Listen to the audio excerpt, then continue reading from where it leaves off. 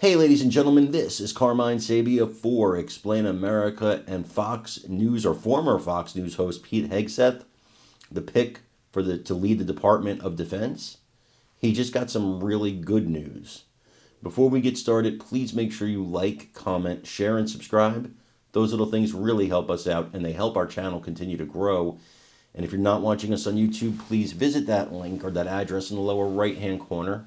It's youtube.com/@ExplainAmerica and hit subscribe, absolutely free. It really helps us out. Mr. Hegseth is going through a ton right now. Hit piece after hit piece in the mainstream media, and they're all quoting anonymous sources. Well, I've learned in my time in this business to not really put a lot of stock into what anonymous sources say. Sure, when journalists have integrity, an anonymous source is a valuable thing. I've had to use anonymous sources myself. People are in fear. They, for whatever reason, their career, their wife, their husband, whatever, they can't talk on the record.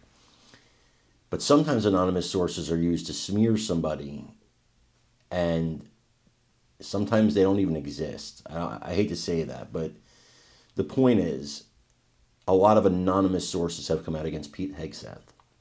Well, over 24 on-the-record sources have come out to support him, including the people at Fox and Friends. And I want you to listen to this because it's important. And then let me know what you think in the comments. On the Pete Hegseth thing, I think people getting way ahead of it. They've just been jumping all over him like they were jumping all over some earlier picks. But evidently, when his one-on-one meetings, he's been very impressive and doesn't surprise, I don't think, anybody that knows him here. He knows his stuff. He's got the vision. He fought in the wars. Recruiting is already picking up since he's actually been someone who's been nominated coming forward because they know they're going to change the culture and make it more soldier-friendly. Right. And the other thing he's got, I mean, if you look at what he's done in the background, I think today is going to be huge because Senator Roger Wicker has a new vision for the Pentagon on procurement, on spreading out our military base, growing it so we can service our allies when people buy weapon systems, be able to get them, while at the same time spending wisely while increasing spending. He's got the vision. So when he sits down with Roger Wicker, if he can walk out of that meeting and impress him with the vision and the ability to run a department that big and give him an idea of who we put underneath him, that will go a long way. There's an effort to stop this nomination before the hearings because they know that's where he's going to shine the most. They know that he knows his stuff.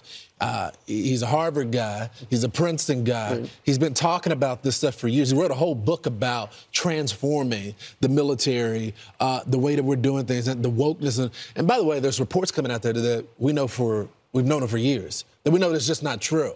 And the fact that they're going out there with unnamed sources when we sit on the couch with him almost every day, I think it's for over 10 years. Yeah, for over 10 years. It just, to me, that is the stunning part, especially when you don't reach out to his co-host of the show for comment to say, hey, what do you guys think about that? No one has been contacted about that. I think that screams that it's a witch hunt. We can't allow them to Kavanaugh Pete, because I feel like that's what they're trying to do right now. In the Wall Street Journal article, it talks a little bit about it. It sounds like Donald Trump down at Mar-a-Lago is actually floating. You know, he's casually suggested, okay, if Pete doesn't work out, what about Ron DeSantis? Another name apparently that is apparently way down the list on Plan B is Elbridge Colby, discussed by some Trump allies. Also, some have suggested Joni Ernst. According to the Wall Street Journal, and they've got the exclusive on this, apparently a number of the Republican senators are warning Pete that you're going to face a grilling during public confirmation hearings. The allegations: sexual assault, adultery, excessive alcohol use, and financial mismanagement. According to the Wall Street Journal, there are apparently 6 Republican senators who are not completely on board with him. So that would be a deal breaker, and maybe that's why they're looking at Plan B. Well, I think the notion that a grilling is somehow disqualifying, the notion that heat on Capitol Hill That's the process. is somehow exactly the roadblock to a nomination process, to me is almost blasphemous, because that's the entire thing that the American people voted into office, which is, no. We will not succumb to the left's playbook. We will not succumb to Kavanaugh becoming a verb, in that the left likes to wield the media and a very public witch hunt to thwart the possibility for actual success.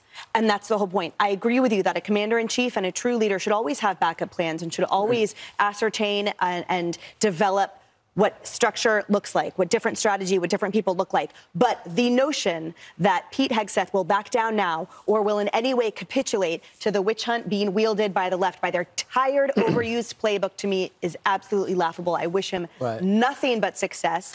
And to your point, to conform and to sort of survive what exactly that process is for. Let the senators play out. Let them conduct their analysis, rightly so, in front of the public. That's what it's there for. A lot of those senators are going to be looking at him going, yeah, I got divorced too. Right. I'm sure my ex-wife hates me, or I hate her, or the kids, their families are complicated. Also, you go fight for 20 years. You come back and your first job is to help other veterans. That's admirable. And there's a lot of people like Sean Parnell, who we know, and others that work for him, go, I got to push back on that. I was with him every step of the way. Number two, you can't hold this job down. You can't fill in for Laura Ingraham, Sean Hannity, work for 8 hours every Sunday, fill in for all of us over the course of 14 years. There's no show he can't do. You watch him on the Patriot Awards. This guy is, and I will just say this, the way his detractors are describing him, it would be impossible to think he'd still be surviving. It's unbelievable. Because Pete is cut, I want to tell you physically, Pete is cut out of stone. He is a rock. The guy eats healthier, acts healthier, works harder, literally work on his ranch. He has a lifestyle that reflects his discipline. A lot of people, when you go and do things that are controversial, you're going to get a lot of enemies. I'm not saying that he walks on water, but I'm saying that when he goes out in front, ask him real questions. You want to know what he did in business, what he did with this organization, but stay out of the marriages. It has nothing to do with this. And to me, especially if you're looking back, there's very few people, unless those people that we feature on the Saints episodes on Fox Nation, besides them. And with Martin Scorsese producing and talking about My Life After, besides them, there's nobody questioning him, and there's no one who's ever going to sit there that has had a perfect life. But just ask yourself, at 40-something years old, is he the perfect person at the right time to lead our military in the right direction? And it's what the people wanted. In this minute, it was a disruptor. The second thing I would say is this.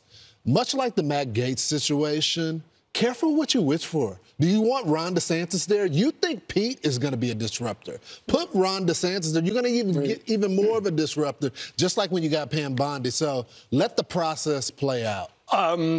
We have got on our show an exclusive later on in the 8 o'clock hour. Penelope Hegseth, Pete's mother, is going to be on. She wanted to explain the scathing email she sent and what happened after that, and she will be here exclusively on Fox & Friends.